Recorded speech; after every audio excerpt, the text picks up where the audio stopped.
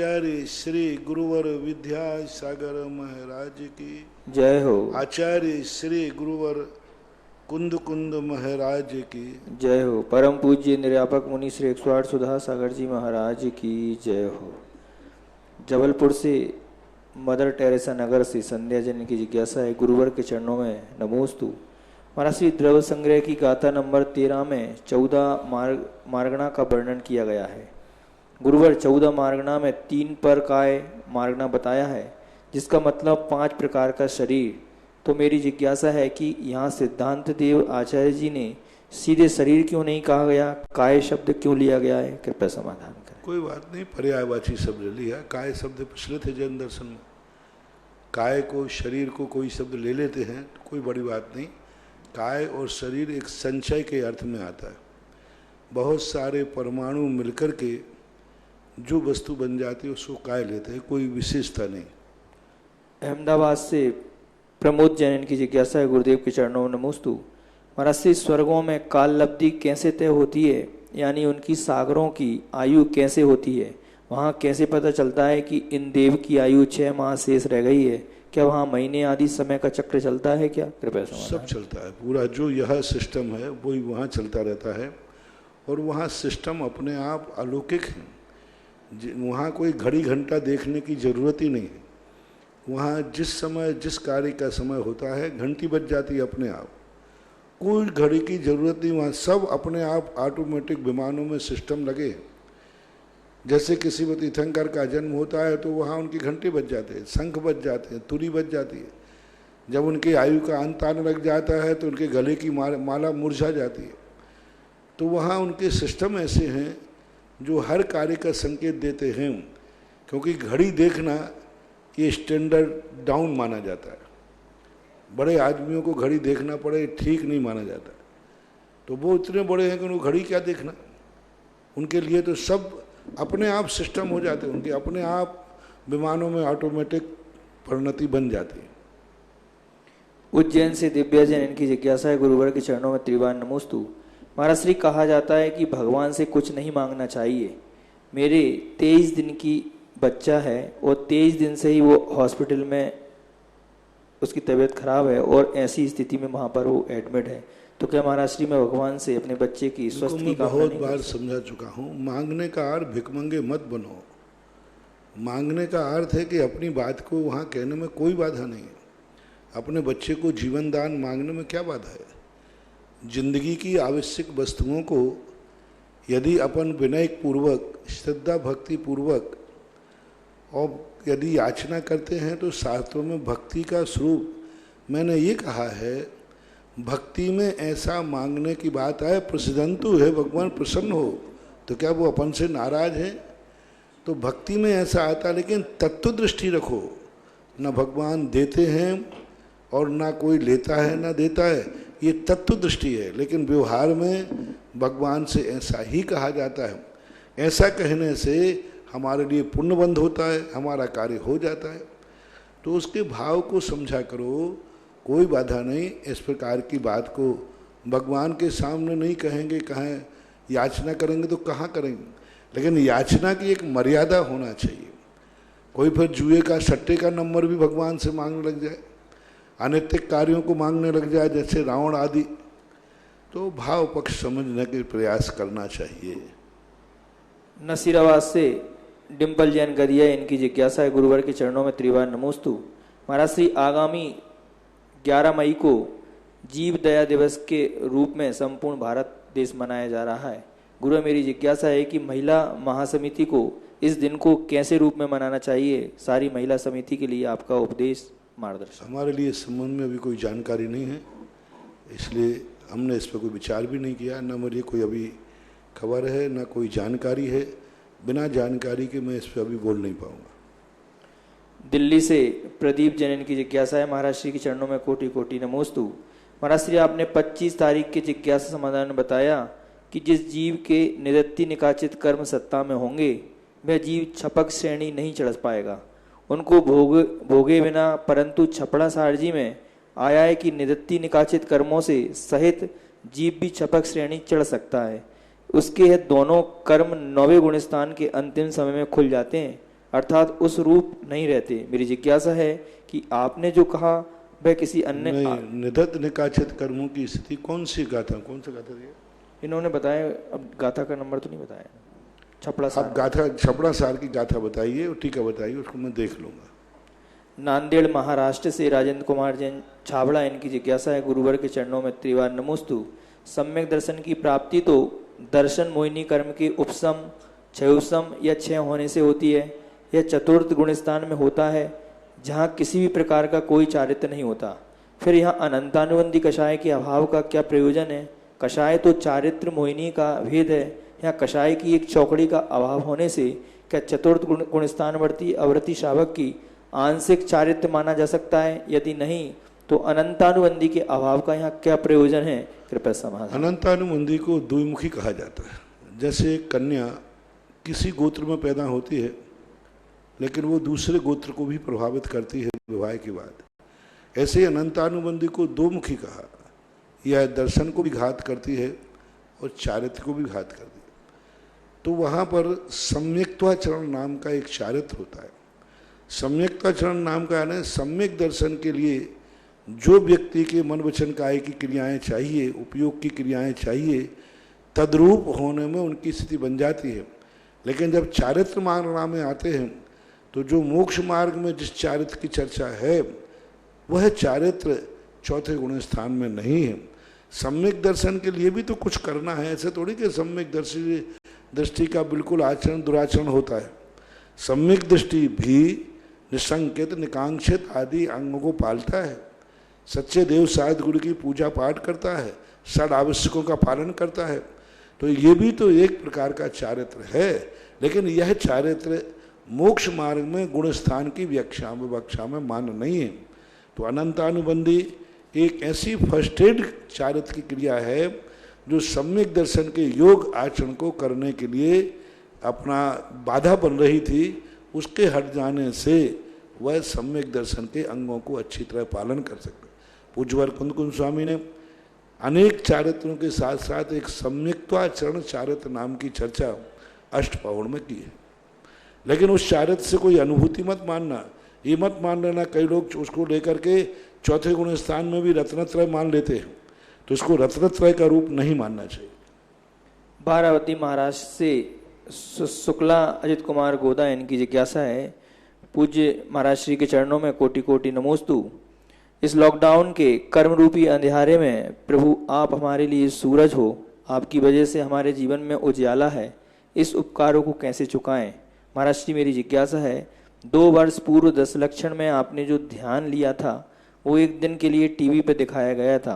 उसमें आपने हम डम रम तम ओम बम ईम ऊम एम अरहंताय नमः ये जाप करने के लिए कहा था।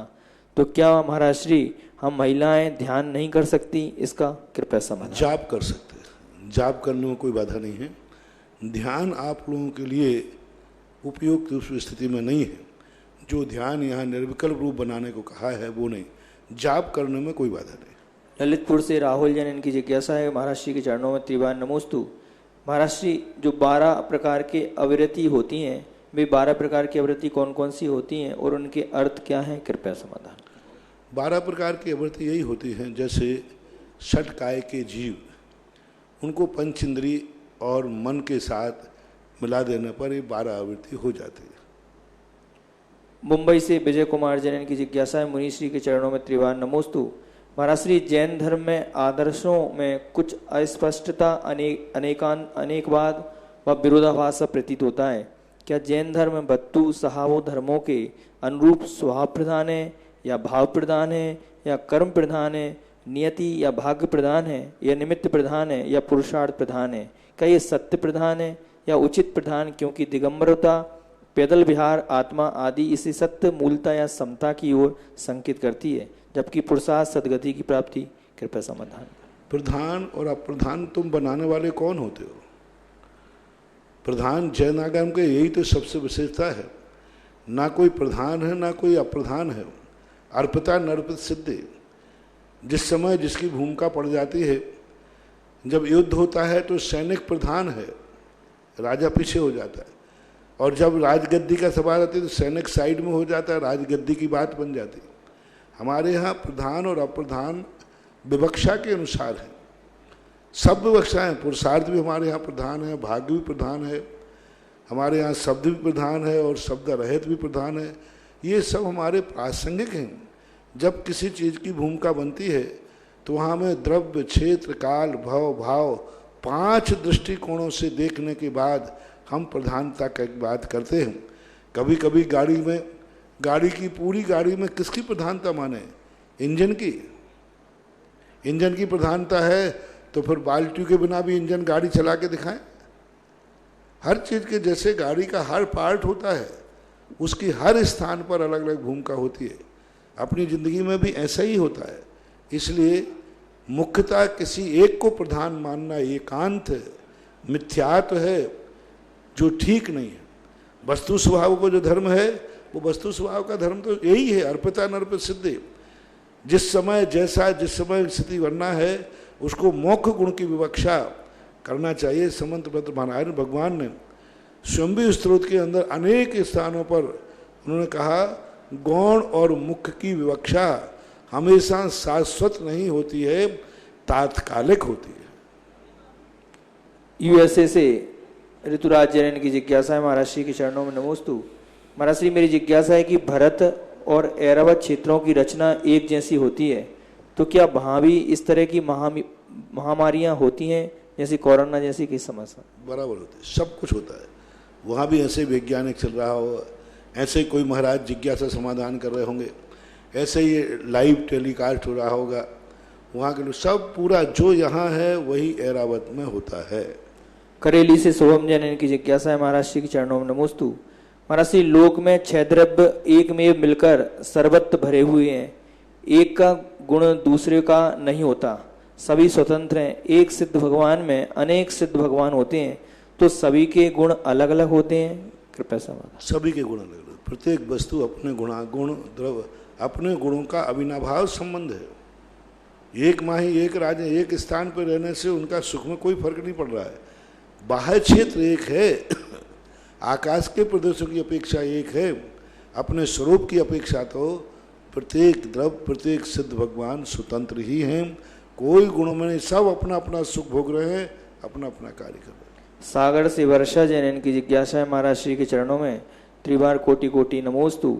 महाराज श्री, मेरी जिज्ञासा है कि हम लड़कियों की शादी होती है तो हम अपनी ससुराल को 1 महीने भर के अंदर ही अपना लेते हैं, अपना मान लेते हैं, मगर वहीं पर उनका जो दामाद है वो अपने ससुराल को कभी भी अपना नहीं अपना पाता, ऐसा क्यों? कृपया समाधान करें। मुझे समझ में नहीं आया। दोनों तो अपनाते, एक तरफ से थोड़ी अपनाएंगे। वो तो एक दिन में अपना लेते। अरे आजकल तो बिफोर टाइम अपना लेते हैं। जिस दिन से सगाई हुई उसी दिन ब्याही जी कुंवर साहब कहना चालू कर देते हैं। ये पता नहीं आपकी ज़िंदगी में कैसे घटित हुआ। ये तो संबंध हमेशा एक तरफ से नहीं बनता, और एक तरफ का बना हुआ संबंध ज़्यादा देर चलता भी नहीं। संबंध जब भी बनता है जब दोनों तरफ से बराबर होता है। पुलगांव महाराष्ट्र से इनकी जिज्ञासा है, महाराज श्री, आगामी समय में शांतिनाथ भगवान का मोक्ष कल्याण महोत्सव आने वाला है, तो महाराज श्री क्या हम इस विपरीत परिस्थिति में भगवान के मोक्ष कल्याण को घर पर निर्माण लाडू बनाकर निर्माण लाडू चढ़ा सकते हैं क्या? कृपया समाधान कर। अब लाडू आदू तो बनाने का कोई औचित्य नहीं समझ में आता है। हाँ, अपनी पूजा जैसे अपन ने महावीर जयंती आदि पर की थी, ऐसे आप लोग अपने घरों में पूजा का स्थान, पूजा का रूप लिया जा सकता है।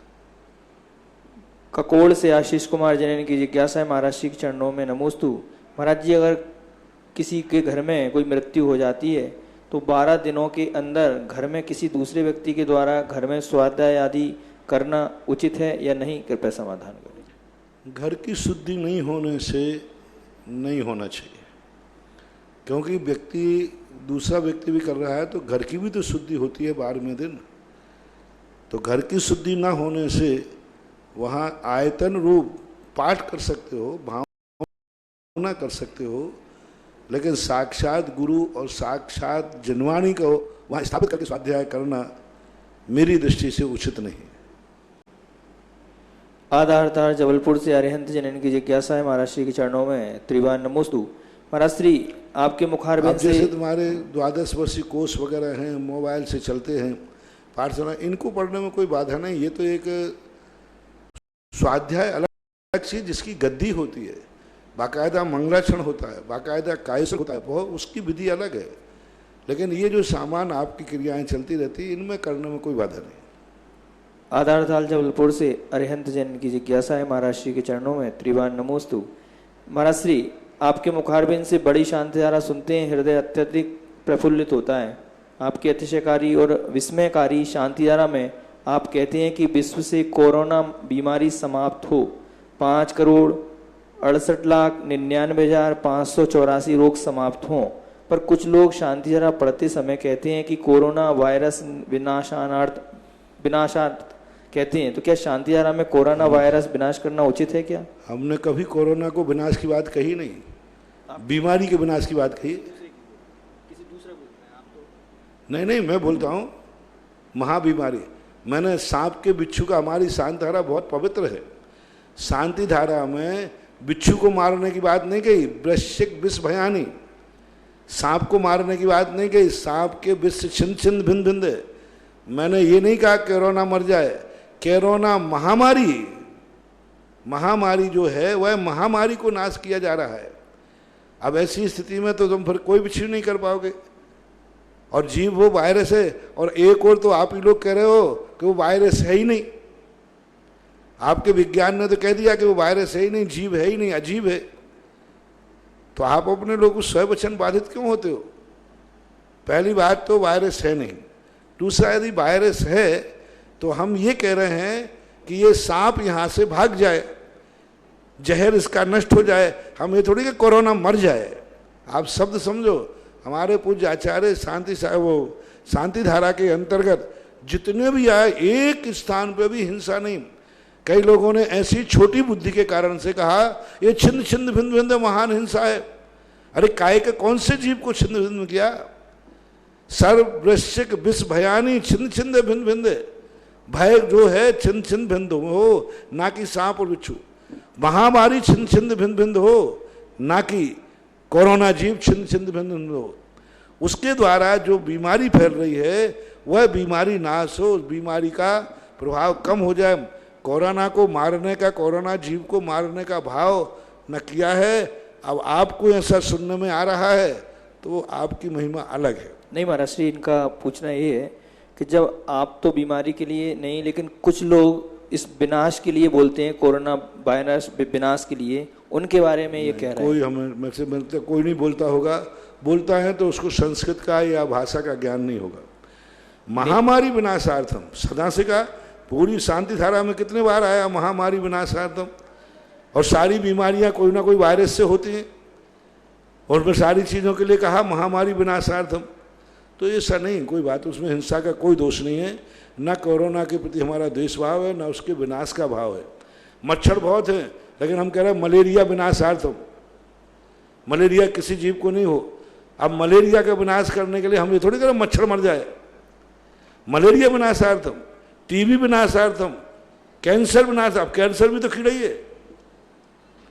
अब कैंसर रोग विनाशार्थम बोलते हैं। अब कैंसर भी कीड़ा ही है वो। तो उस कीड़े का विनाश नहीं कर रहे हैं, उस कीड़े का जो साइड इफेक्ट कैंसर है बीमारी, वो विनाश कर रहे हैं। बहुत सारे लोग इस रहस्य को न समझने से शांति धारा में सुधार कर दिया। कई लोग कुछ छिंद छिंद हटा करके कुछ लगा रहे हैं, कई लोग कुछ करने लगे हैं। ये इतना गलत होता है, विवेकहीनता है। पूरी शांति धारा को पढ़ो, कहीं भी कोई भी गलत चीज़ नहीं है, सब बहुत अच्छे ढंग से लिखा गया है। और महामारी को नाश करने की भावना भाने में कोई बाधा नहीं। नियानगर मकरोनिया सागर से स्वप्निल जैन की जिज्ञासा है महाराज श्री के चरणों में त्रिवान नमोस्तु। महाराज श्री, पूज्य आचार्य श्री के आदेशानुसार हम सभी मंदिर जी नहीं जा रहे हैं, तो क्या मंदिर जी वाले छत पर से भगवान जी का अभिषेक करके सभी नियमों का पालन करने में सहायक हो सकते हैं क्या? हम इस तरीके से आचार्य श्री की आज्ञा का पालन भी कर सकते हैं और भगवान के कोई बाधा नहीं है। इस प्रकार से यदि तुम्हारी व्यवस्था बनती है कि कोई एक पुजारी या कोई भी एक व्यक्ति जाकर के भगवान को मंदिर की छत पर ले जाकर के बाकायदा सम्मान के साथ पांडुशिला पर बैठा करके और अभिषेक दिखाता है और आप अपनी अपनी छतों पे से देखते हैं तो देखें ना, कोई मनाही थोड़ी है। कुछ जगह हुआ भी है, कुछ जगह हुआ भी चल भी रहा है। हाँ करें ना, खूब करें, प्रतिदिन करो, कोई आपत्ति नहीं। छत के ऊपर भगवान को ले जाओ और वहाँ विराजमान कर लो। सब लोग जितनी छतों पे से दिख रहा है उन छतों पे से देखो, मान स्तंभों के भगवान के दर्शन करो, कोई बाधा नहीं है। मात्र जो एक उद्देश्य है सोशल डिस्टेंस, दूरी बना के रखना है, बाकी और कोई विशेषता नहीं। बांसवाड़ा से मनोज जैन की जिज्ञासा है, महाराज श्री के चरणों में नमोस्तु। महाराज श्री, सामान्य केवली और तीर्थंकर केवली का संसारी अवस्था में बहुत फर्क है, लेकिन सिद्ध बनने के बाद दोनों में क्या फर्क है, कृपया समाधान करें। सामान्य केवली और तीर्थंकर जो है वो केवली अवस्था में संसार में रहते हुए फर्क तो दिखाई देता है, लेकिन सिद्ध बनने के बाद दोनों में क्या कोई फर्क है? अरहंत अवस्था में उनके मुख्य अनंत चतुष्टय में अंतरंग में कोई अंतर नहीं, बाहर के वैभव में अंतर है, अष्टप्रातिहार्य आदि के में अंतर है। अंतरंग जो अनंत चतुष्टय है, अनंत सुख अनंत ज्ञान आदि है, उनमें दोनों में कोई अंतर नहीं। गुणस्थान में कोई अंतर नहीं, विशुद्धि में कोई अंतर नहीं, अनुभूति में कोई अंतर नहीं, कर्मों की बंध निर्जरा में कोई अंतर नहीं। कर्म की बंध निर्जरा जो भी हो रही वहाँ पर सब तीर्थंकर की और सामान्य केवली की एक समान ही है। कर्म प्रकृतियों में जो भी आहीना दिखता है सबकी एक समान है। मात्र जो बाहरी डेकोरेशन है उसमें फर्क है, अंतर में कोई फर्क नहीं होता। भोपाल से अंकित जैन की जिज्ञासा है, महाराज श्री के चरणों में त्रिवार नमोस्तु। महाराज श्री, आज देश में लॉकडाउन चल रहा है, लोगों के पास अपने और परिवार के खाने के लिए भोजन नहीं है। ये लोग सरकार या अन्य लोगों पर आश्रित हैं। सरकार इन्हें सस्ते में अनाज दे रही है। वहीं कहीं कहीं ये भी देखा जा रहा है कि जैसे शराब की दुकान खुलती है तो लोग शराब के लिए भीड़ एकत्रित कर लेते हैं। गुटखा, बीड़ी, सिगरेट के 4-5 गुना अधिक दामों में भी खरीद रहे हैं। महाराज श्री, क्या ये वास्तव में इन लोगों की आर्थिक स्थिति इतनी बिगड़ी हुई है? ये लोग सिर्फ मुफ्त चीजों के लिए ही ऐसा कर रहे हैं। पूज्य आचार्य श्री ने भी अपने उपदेश में कहा है कि ये शराब और मांस इस कोरोना के दोनों के दोस्त हैं। जब तक ये बंद नहीं होगी तब तक ये बीमारी भी नहीं जाएगी। कृपया समाधान करें। देखो क्या होता है कि अलग अलग लोगों के विचार है।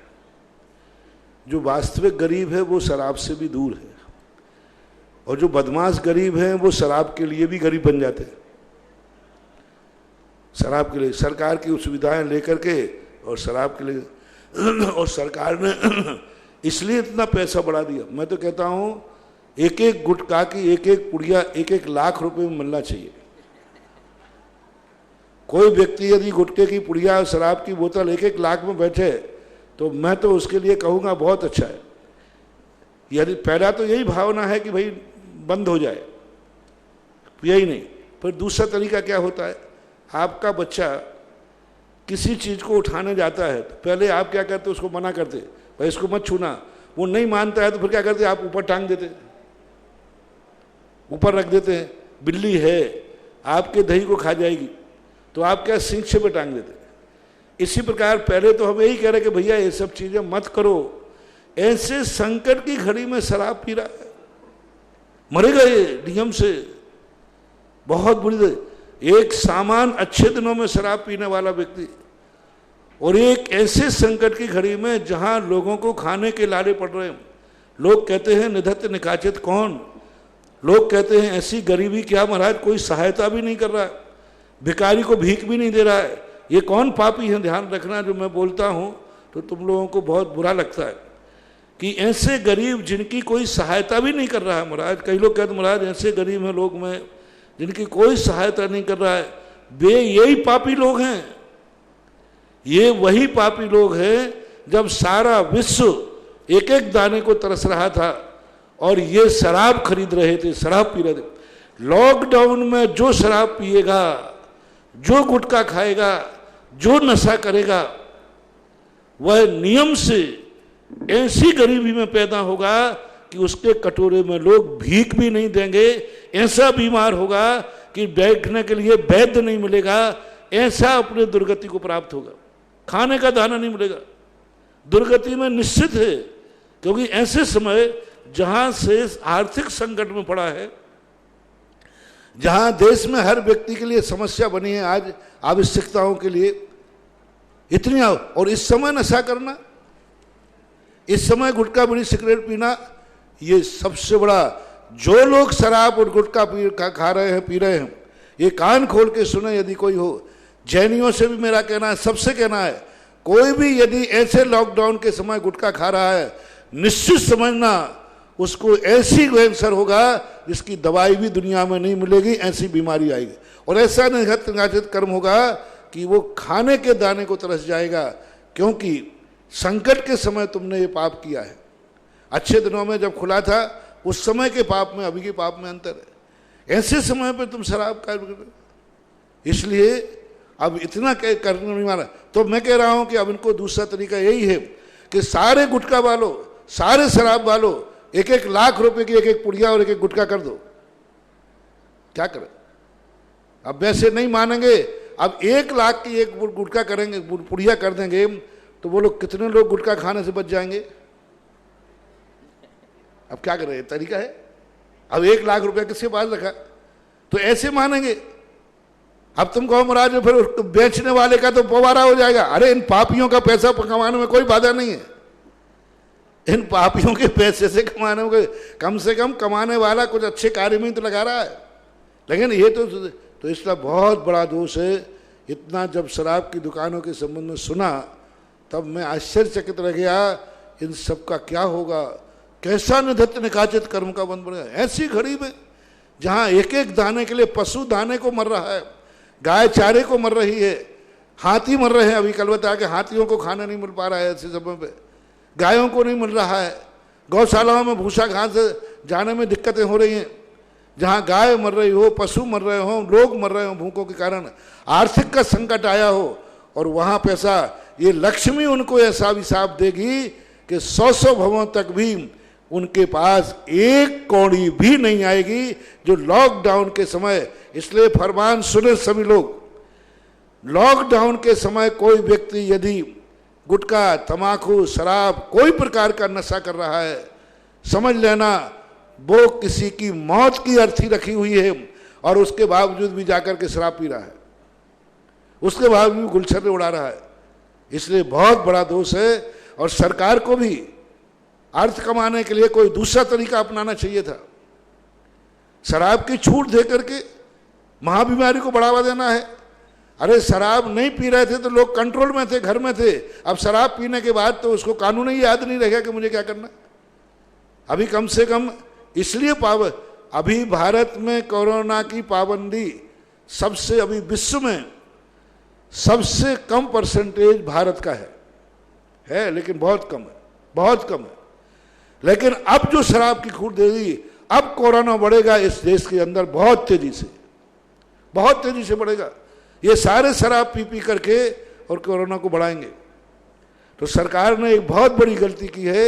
एक और तो कोरोना को कंट्रोल करना चाह रही है, और एक लोगों को शराब पिला करके उनकी बुद्धि को भ्रष्ट कर रही है। उनमें सोचने की क्षमता ही खत्म हो जाएगी।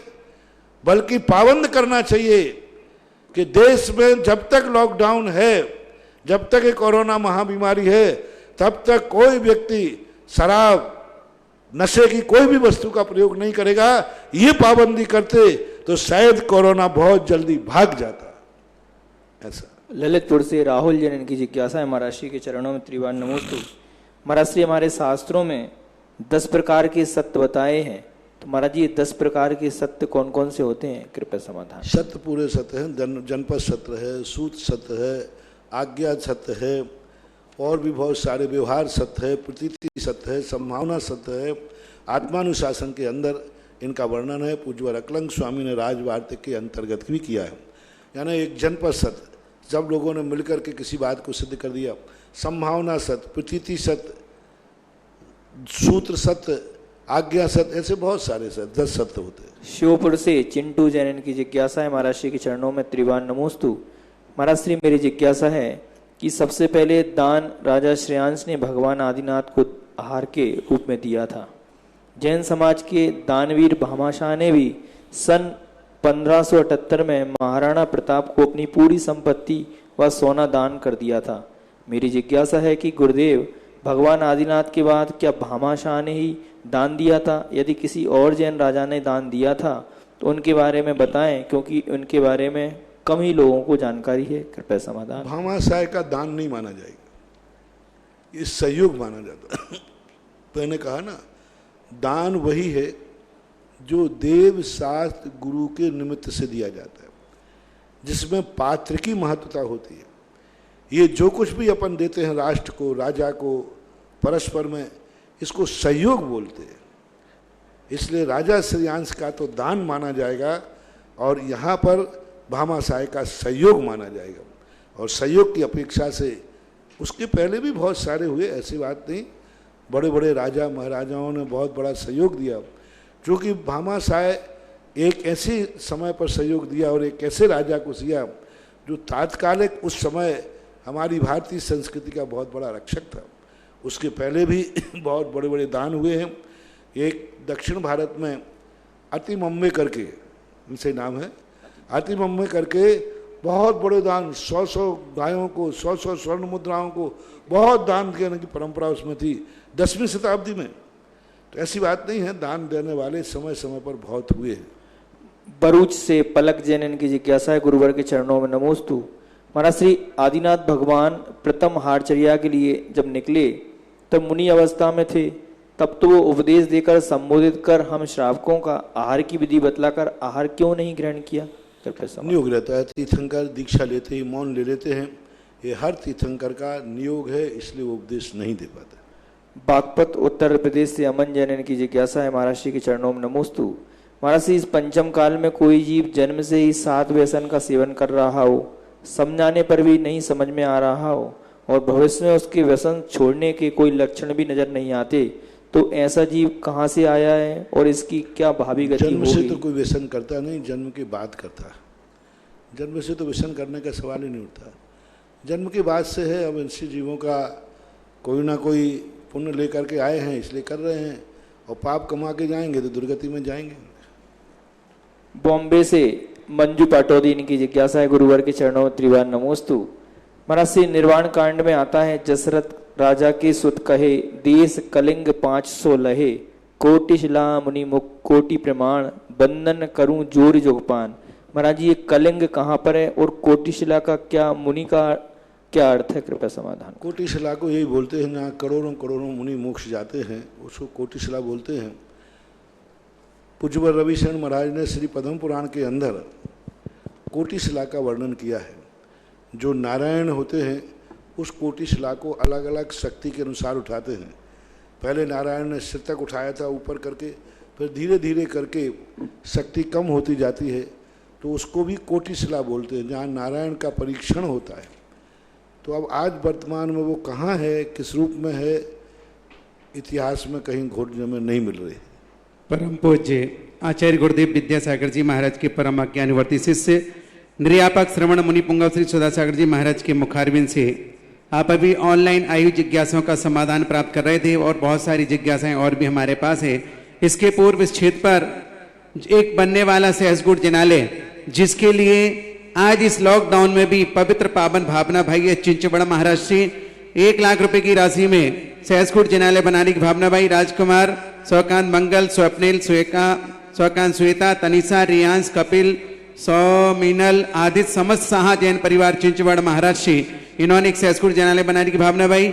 और स्वर्ण दान के लिए जो विश्व के बड़े बाबा चिंतामणि पाठनाथ भगवान है तपोदय तीर्थ में, उनकी वेदिका पर स्वर्ण कार्य के लिए 51 रुपए दीपचंद बिमला जैन गुरुसारी वाले अहमदाबाद, 51 रुपए उत्तम चंद, विनोद कुमार, राजेश कुमार, ऋषभ कुमार, राकेश अनंत जैन परिवार मधवखेड़ी परिवार मुंगावली मध्य प्रदेश अशोकनगर जिला जन्म दिवस के उपलक्ष्य में प्रदान किया।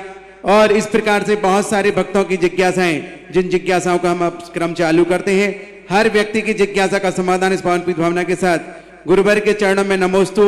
नीरज जैन चेची, हमारी जिज्ञासा है कि जो रस्सी का त्याग किया जाता है, जैसे रविवार को नमक, सोमवार को हरी दूध मीठे का, उनके पीछे कोई धार्मिक या साइंटिफिक कारण है? ये जिज्ञासा गुरुदेव मेरी नहीं, सूडान में हमारे एक भैया राहुल जैन रहते हैं, उनकी जिज्ञासा है। बहुत बड़ा प्रभाव है इसका, ज्योतिष से प्रकृति से बहुत बड़ा संबंध है, बहुत बड़ा संबंध है। यानी जो रस्सियों का त्याग कराने का अर्थ, जैसे 1-2 उदाहरण दिए देता हूँ। जैसे रविवार है तो रविवार हमेशा सूर्य दिवस माना जाता है। इस दिन ऊष्मा होती है, ब्लड प्रेशर इसमें अधिक बढ़ने की संभावना रहती है। उस दिन नमक की मात्रा कम होना चाहिए। तो उन्होंने कहा कि एक दिन तुम नमक छोड़ो, रविवार के दिन, क्योंकि रविवार वैसा ही सूर्य का दिन है जैसे सोमवार है। तो सोमवार को हरि का त्याग करा दे, क्योंकि सोम वैसे ही शीतल है।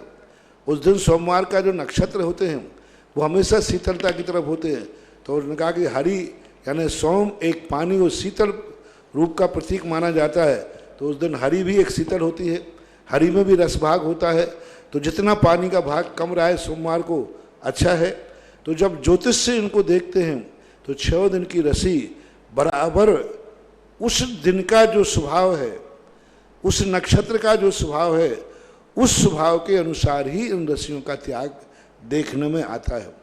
वैज्ञानिक दृष्टि से तो कोई विशेष महत्व है नहीं, और धार्मिक आध्यात्मिक दृष्टि से देखा जाए तो हफ्ते में एक दिन किसी प्रकार से अपनी इंद्रियों पर विजय प्राप्त करना, नए नए रसों का बदल करके त्याग करना बहुत कठिन होता है। एक तो आदत में आ जाता है कि ठीक व्यक्ति नमक लेते ही नहीं है, तो उसको बिना नमक करने की आदत पड़ गई, और एक 7 दिन तो खावे और एक दिन नहीं मिले तो थोड़ा कठिन हो जाता है। तो इस अपेक्षा से गृहस्थ के लिए कहा जाता है। नमोस्तु महाराज श्री प्रतिभा जैन गंगवाल भीलवाड़ा। कारमाण बरगना के परमाणु निकलकर भाषा बरगना आदि में जा सकते हैं क्या? यदि जा सकते हैं तो इससे जीव के स्वभाव पर क्या प्रभाव पड़ता है? कार्बन वर्णाएं होगा। हाँ, कार्बन वर्णाएं सीधे कार्बन से भाषा रूप परिणत नहीं हो सकती। वे कार्बन वर्णाएं पहले विकटित होंगी, विकटित होकर के सामान्य स्कंद और परमाणु बनेंगे, फिर परमाणु बन करके कोई भी चीज़ जा सकते है। संसार में जितनी वर्णाएं हैं ये सब विकटित होकर जाएंगे। आप कहें कि सीधा, जैसे कोई उदाहरण ले लें, आपकी कोई सब्जी है, लौकी है, वो लौकी सीधी के सीधी कभी एप्पल नहीं बन सकती और एप्पल लौकी नहीं बनेगा। लेकिन दोनों यदि विकटित कर दिए जाएं, दोनों सड़ जाएं और सड़ करके उनका खाद बन जाए, तो लौकी का सड़ा हुआ खाद एप्पल के पेड़ में चला जाए तो उसके परमाणु एप्पल के रूप में आ जाएंगे, और एप्पल खड़ जाए तो लौकी के रूप में आ जाएंगे। तो पहले वर्गणा रूप विघटन होना पड़ेगा। स्कंद, इसके लिए पूज्यवर बीरसेन स्वामी ने धवला पुस्तक 14 में बहुत अच्छा वर्णन किया, ये वर्गणाएं कैसे बनती हैं और विघटित कैसे होती है। तो विघटित होना उनका जरूरी है। अगली जिज्ञासा है अंशु जैन गोदा। गुरुवार पद्मनंदी पंचविंशति जी का स्वाध्याय कर रहे हैं, उसमें यह आया है कि जीव दया ही सबसे बड़ा धर्म है, और दयालु व्यक्ति यदि व्रत धर्म संयम आदि नहीं करे तो भी स्वर्ग जाता है। तो गुरुवार पढ़ करके लगा कि फिर धर्म व्रत आदि की क्या उपयोगिता है? उपयोगिता है, वहाँ एक महिमा बताई गई, दया धर्म वाला स्वर्ग आदि जाता है। व्रतों का व्यक्ति तो स्वर्ग से और ऊपर जाता है। उन्होंने बहुत अच्छी बात कही, दया करने वाला स्वर्ग जाता है और व्रत पालन करने वाला उससे बड़ा मोक्ष जाता है। दया करने वाले को थोड़े दिन का सुख मिलता है और व्रत करने वाले को अनंतकालीन सुख मिलता है। व्रत परंपरा से मोक्ष के कारण होते हैं। तो इस प्रकार के उसमें दया भी है, उसमें व्रतों में भी, लेकिन दया एक प्रकार का परिणाम है, व्रत एक प्रकार की संकल्प शक्ति है। अगली जिज्ञासा है सुरेश जी पटवारी बिजौलिया। गुरुवर के चरणों में कोटि से नमस्तु। महाराज श्री, अवृत्ति सम्यक दृष्टि अर्थात चतुर्थ गुणस्थान वर्ती तो मोक्ष मार्गी है, क्योंकि उसके दर्शन मोहिनी और अनंतानुबंधी 7 प्रकृतियों का 6 उपसम या 6 उपसम हो गया।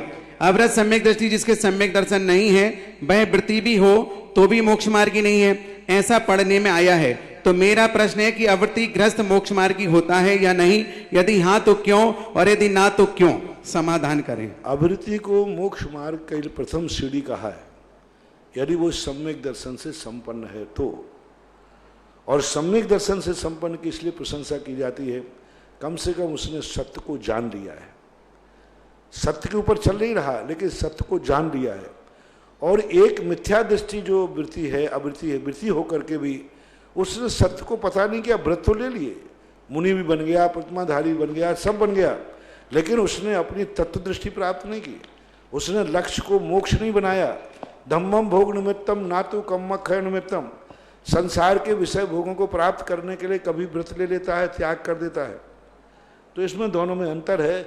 अविरत सम्यक दृष्टि को मोक्ष मार्गी कहना, बहुत कई आचार्यों ने कहा नहीं, मुख्योपचार दुभेद यो बड़ भाग रत्नत्रय धरे, यानी मुख्य और उपचार रूप रत्नत्रय जो है वह मुनि के ही होता है।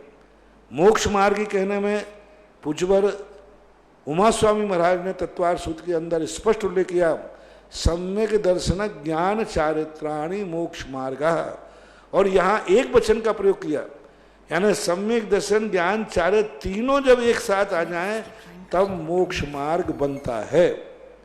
इसलिए तत्वार सूत्र के अनुसार अविरत सम्यक दृष्टि को मोक्ष मार्गी नहीं कहा जा सकता, क्योंकि मार्गी तो वह है जो मार्ग पर चल रहा हो, ये मार्ग पर चल नहीं रहा है, मार्ग को जान रहा है, मान रहा है, ये कह रहा है कि ये सही मार्ग है, लेकिन एक कदम भी उसने चला नहीं।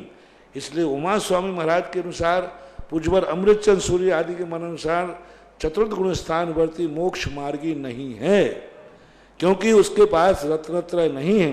लेकिन मिथ्या दृष्टि की अपेक्षा मोक्ष मार्ग की प्रथम सीढ़ी जब कहा है, तो मोक्ष मार्ग का मूल कहा है, तो प्रथम सीढ़ी जमीन के अंदर होती है, ऊपर नहीं होती। पहली सीढ़ी जमीन के बराबर होती है, उसमें वो एक कदम भी बड़ा नहीं। और सम्यक दर्शन मूल है, नींव है, तो ये जमीन के अंदर होता है, उस पर ही सारा महल टिका है। लेकिन वह किसी भी प्रकार का हमारे लिए प्रत्यक्ष रूप से, ये दीवारें तो हमें सुरक्षा कर रही बाहर की हवा से, छत हमें ऊपर से बचा रही है, और नींव हमें प्रत्यक्ष कोई लाभ नहीं दे रही है। बस इतना फायदा है कि नींव मजबूत है तो महल भी मजबूत है।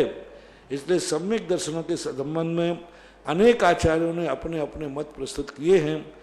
सम्यक दर्शन की जब महिमा की बात आती है तो कुछ कदाचित उसकी महिमा है, लेकिन जब रत्नत्रय की महिमा आती, मोक्ष मार्ग की महिमा आती है, तो स्पष्ट रूप से नकार देते हैं कि अविरत सम्यक दृष्टि तीनों रत्नत्रय न होने से वह मोक्ष मार्गी नहीं माना जा सकता।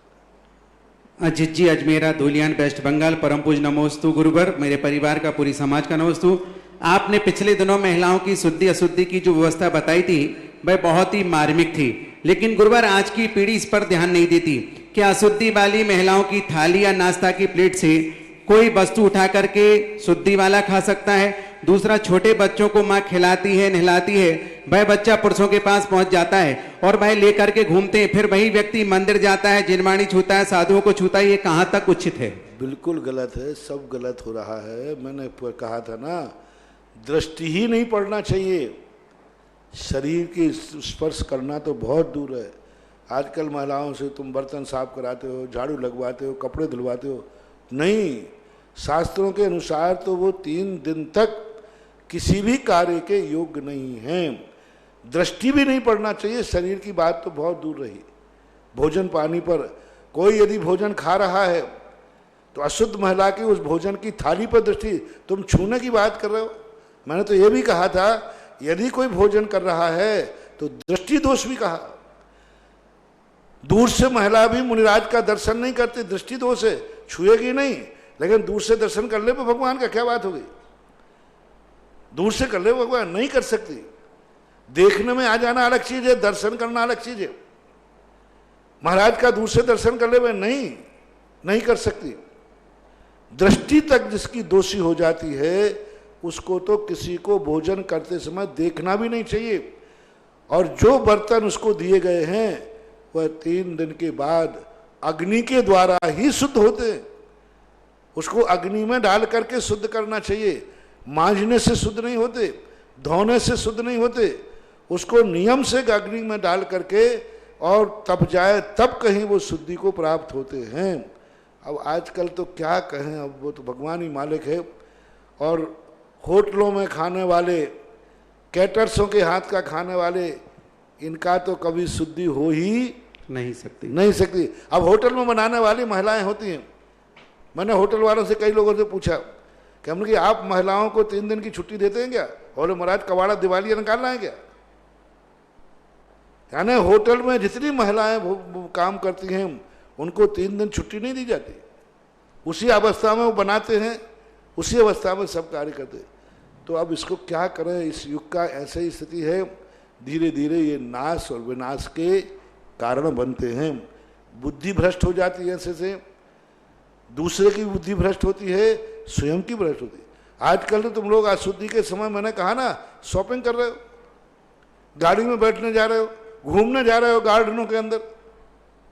अशुद्धि में 99 महिलाएं पुरुषों के साथ घूमने जाती हैं, गार्डनों में, बाजार में शॉपिंग करने जाती है, रिश्तेदारियों में जाती है। तो ये सब बहुत गलत हो रहा है, बहुत गलत हो रहा है। श्रीमती शांता जी पाटनी, आर के ग्रुप, किशनगढ़। नमोस्तु गुरुवर।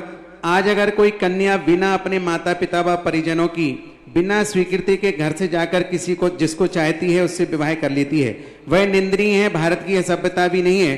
परंतु पहले जो हरण किया जाता था, जैसे सुभद्रा के माता पिता भाई सभी उसका विवाह शिशुपाल से कर रहे थे, और ऐन वक्त पर सुभद्रा मंदिर के बहाने जाकर के अर्जुन से विवाह किया। यहाँ तक कि कुंती को भी इस बात का पता नहीं था कि अर्जुन बहू ला रहा है।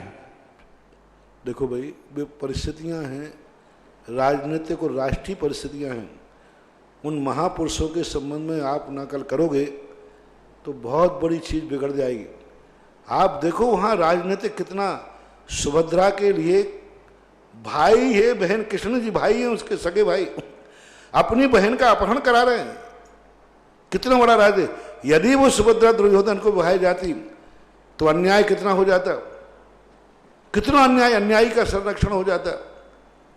वहां पर वो घटना ऐसी नहीं है, वो घटना प्री प्लानिंग से की गई, राष्ट्र के हित में की गई, देश के हित में की गई, अत्याचारी के विनाश के हित में और सदाचारी की रक्षा के हित में की गई। भाव पक्ष देखा करो।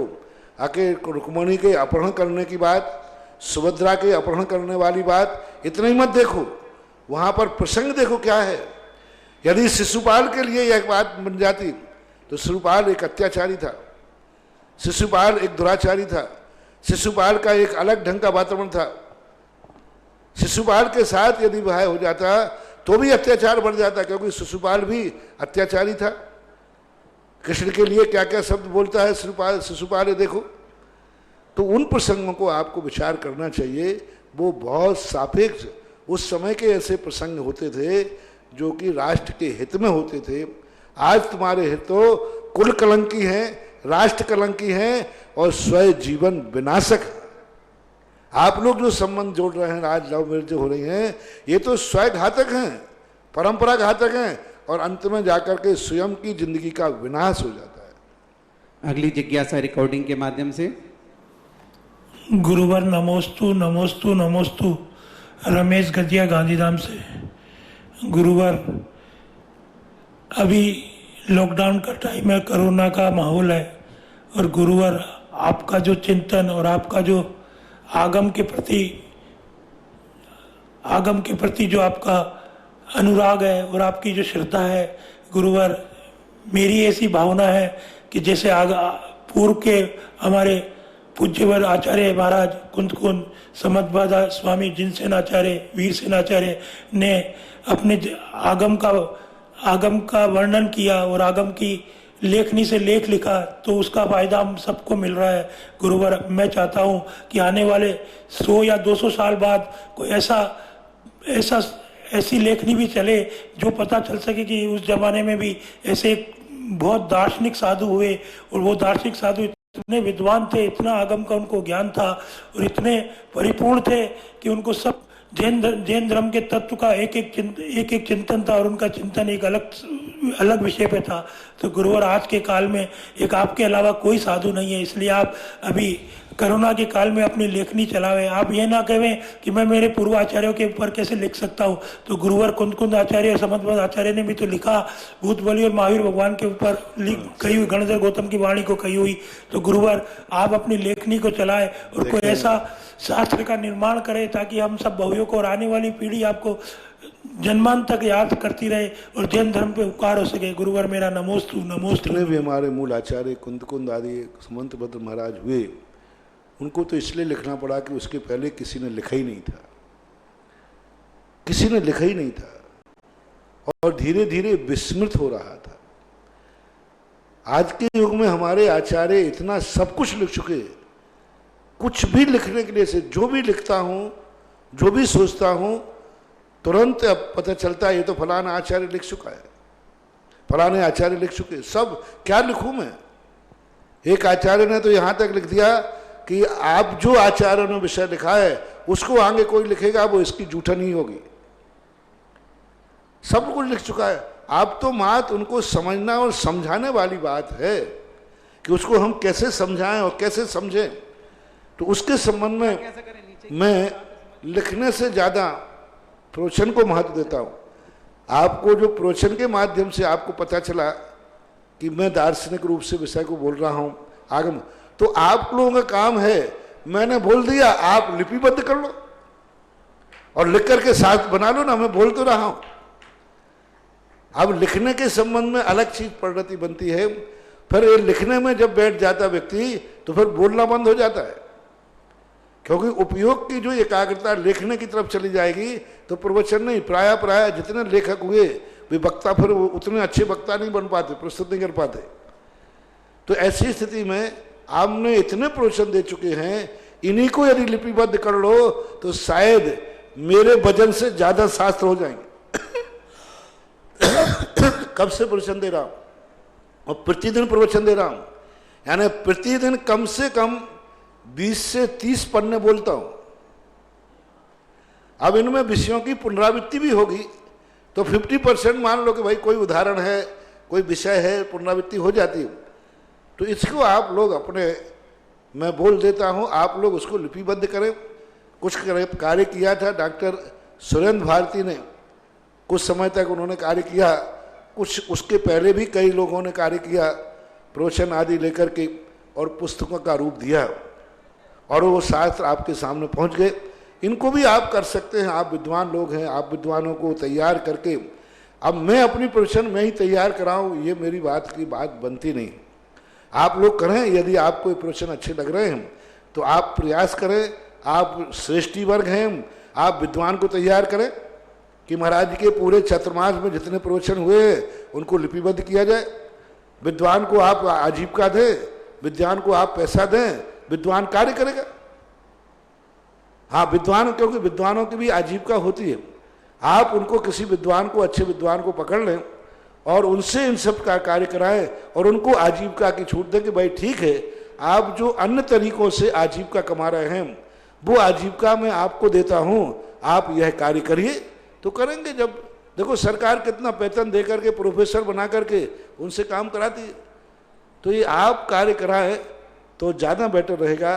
और लेखने की जहाँ तक सवाल है, बहुत लिखा चुका है, इतना लिखा जा चुका है, उसी को हम विस्तार करें। अब भक्तांबर के ऊपर अपन कितना बोलो, कितना लिखो, कितना कुछ करो, कम पड़ जाएगा और मेरी तो हालत खराब हो जाएगी। मैं जो लिखूंगा दूसरे दिन उसको पढ़ूंगा तो मैं ही काट दूंगा, और जितने बार लिखूंगा उतने बार फिर कोई नए नए विषय आएगा और नए नए विषय आएगा तो फिर तुम कंफ्यूज हो जाओगे कि क्या करें। इसलिए आप लोग कर सकते हो, प्रवचनों को साधु जिस रूप में तुम्हें दे रहा है उसको संभालना तुम्हारा काम है कि उसको किस ढंग से आपको संभालना है। आप सृष्टि भर मिलकर के इसको आपका, मेरे देने के बाद आप हमारी अंजलि में दान दे देते हो, मंदिर में दान दे देते हो, उस पर फिर आपका अधिकार नहीं रहता। इसी प्रकार प्रवचन में मैं जो ज्ञान दान दे देता हूं पर वो मेरा अधिकार नहीं रहता, वो आपका है। अब आपको क्या करना है वो आप करें। अगली जिज्ञासा। परम पूज्य निर्यापक श्रमण के चरणों में हम सबका कोटिसा नमन। मुनिश्री, एक जिज्ञासा है कि आचार्य शुभचंद्र महाराज जी ने ज्ञानार्णव ग्रंथ में सर्ग 33 आज्ञा विचय धर्म ध्यान का वर्णन किया है और आज्ञा विचय धर्म ध्यान में उन्होंने परिभाषा बताते हुए कहा है कि जिस धर्म ध्यान में अपने जैन सिद्धांत में प्रसिद्ध वस्तु स्वरूप को सर्वज्ञ भगवान की आज्ञा की प्रधानता से चिंतन करे सो आज्ञा विचय धर्म ध्यान है। और उसके बाद उन्होंने श्रुत का वर्णन किया है, श्रुत की महिमा बताई है और लास्ट में फिर यही बात कही है कि जिस ध्यान में सर्वज्ञ की आज्ञा को अग्रसर करके पदार्थों को सम्यक प्रकार चिंतन करे वही आज्ञा विचय धर्म ध्यान है, ऐसा मुनीश्वरों ने कहा है। तो यहाँ पर बार बार चिंतन की बात कह रहे हैं कि वस्तु तत्व का चिंतन करें। तो इस चिंतन से क्या हम अर्थ निकालें और कैसा चिंतन करें, ऐसा आप बताएं। चिंतन के संबंध में तो सभी लोग चिंतन करते हैं, वैज्ञानिक भी करता है, बालक भी, सब करते हैं। यहाँ चिंतन में एक शब्द डाला सर्वज्ञ प्रणीत, सर्वज्ञ द्वारा कहे हुए, सर्वज्ञ के द्वारा जो गाइडलाइन दिया, जिस वस्तु को सर्वज्ञ ने जैसा कहा है वैसा चिंतन करना। पूज्यवर कुंदकुंद भगवान ने प्रवचन सार के अंदर 2 गाथाएं इस संबंध में कही। उन्होंने कहा जिनेंद्र भगवान के द्वारा कथित तत्व को और उन्होंने जो स्वरूप बताया वो क्योंकि हमारे छद्मस्त का विषय नहीं है, हमारे ज्ञान का विषय वस्तु स्वरूप नहीं है, हम वस्तु को नहीं समझ पाते, हम इस सृष्टि को नहीं समझ। जैसे सपोज कीजिए आज्ञा विषय इसलिए कहा कि हमारे ज्ञान का विषय तो है नहीं। अब 3 लोक का जो स्वरूप है, हम लाख उपाय करें, हमारी दृष्टि में कभी 3 लोक आएगा ही नहीं। हमारी दृष्टि में भारत का ही नक्शा आ पाता है जितना हमने देखा है। अब वो 3 लोक का नक्शा सर्वज्ञ के द्वारा कथित जैसा है वैसा ही हमें चिंतन करना है। मेरू पर्वत का चिंतन, हम क्या कभी कल्पना नहीं आए कि मेरू पर्वत में भी जिनालय होते। अब भगवान ने कहा मेरू पर्वत में जिनालय है, तो भगवान सूक्ष्मम जिनोदितम तत्वम हेतुर्नैव सिद्धम आज्ञा सिद्धम तो तदग्राह्यम नान्यथा वादनो जिनहम। तो भगवान के जो बात है उसको आज्ञा रूप में ग्रहण कर देते। इसलिए जो भी चिंतन है, जीव द्रव्य का चिंतन सारा दुनिया कर रही है, हर मत में जीव द्रव्य है, लेकिन सर्वज्ञ भगवान ने जो जीव का स्वरूप बताया है वैसा चिंतन करना है। पुद्गल का स्वरूप सारी दुनिया मान रही है, अद्वैतवाद मान रही है कि सब एक रूप है, लेकिन सर्वज्ञ भगवान ने जो पुद्गल का स्वरूप बताया वो करना है। बार बार कुंद कुंद भगवान पूरा समय सार आज्ञा सम्यक दर्शन का प्रतीक है। पूरे समय सार में कुंद कुंद भगवान ने कम से कम 10-20 जगह ऐसा कहा, जिनेंद्र भगवान ने ऐसा कहा है। तो जहां जिनेंद्र भगवान ने कहा है और उसको वो लिपिबद्ध कर रहे हैं, तो पूरा समय सार आज्ञा सम्यक दर्शन पे है। जितनी जिनवाणी आज है वो सब आज्ञा सम्यक दर्शन के अंतर्गत ही आती है, क्योंकि भगवान की आज्ञा, हम तो 6 द्रव्यों में से एक द्रव्य को नहीं जानते, हम तो 7 तत्वों में से एक तत्व को भी नहीं जानते। सर्वज्ञ, यदि सर्वज्ञ भगवान की जिनवाणी में 7 द्रव्य आए होते तो अपन कितने द्रव्य मानते? 7 मानते। 5 आए होते तो 5 मानते। अपन मान ले कि भाई स्वर्ग जो मोक्ष जो है नीचे है और नरक ऊपर है। यदि ऐसा वर्णन सर्वज्ञवान करते तो अपन वैसे ही मानते। तो आज जो अपने यहाँ सर्वज्ञ जैन दर्शन का सबसे बड़ा विषय है, जो भी चिंतन करो सर्वज्ञ भगवान को निर्दोष आपके द्वारा। विद्यानंद जी महाराज ने श्लोक वार्तिक के अंदर यही कहा कि हमारे जैन दर्शन में मनमाफिक चिंतन नहीं है। जिनेंद्र भगवान ने जो जाना, जैसा कहा वैसा ही हम लोग चिंतन करते हैं।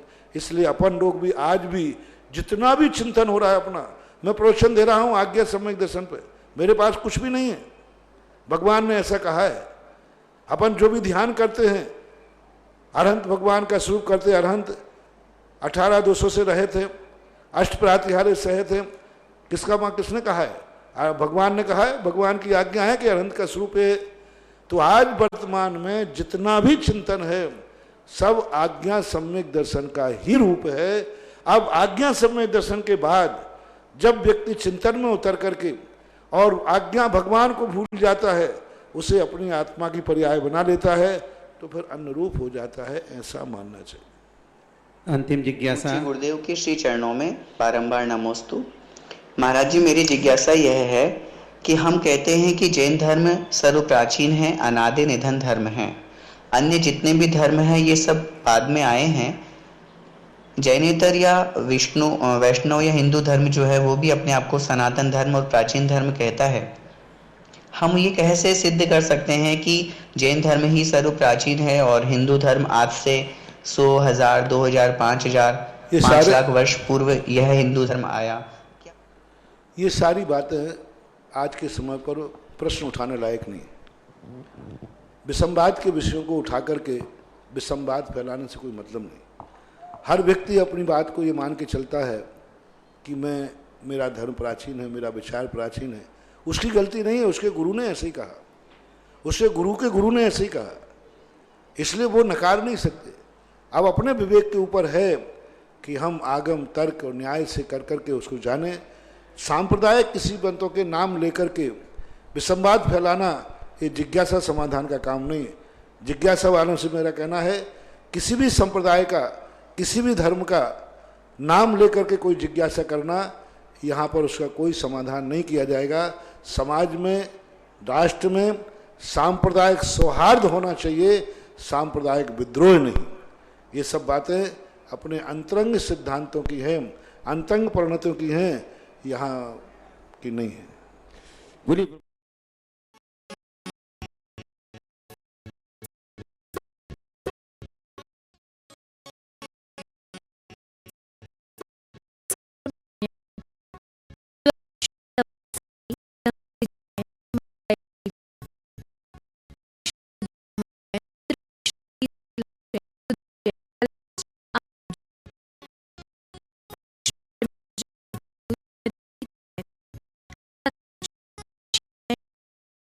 श्री राजेश जैन पुत्र वधू श्रीमती सीमा जैन, राशि जैन, मैं जैन पुत्री दामाद श्रीमती सीमा जैन, श्री संजीव जैन मैक्स, देवांश जैन, द्रव्या जैन इंदौर, पुत्री दामाद सरिता जैन, स्वर्गीय श्री संजय जैन पुट्ठा मिल ईश्वरवाड़ा मध्य प्रदेश, शुभम जैन, सुयश जैन भोपाल। फर्म मैसर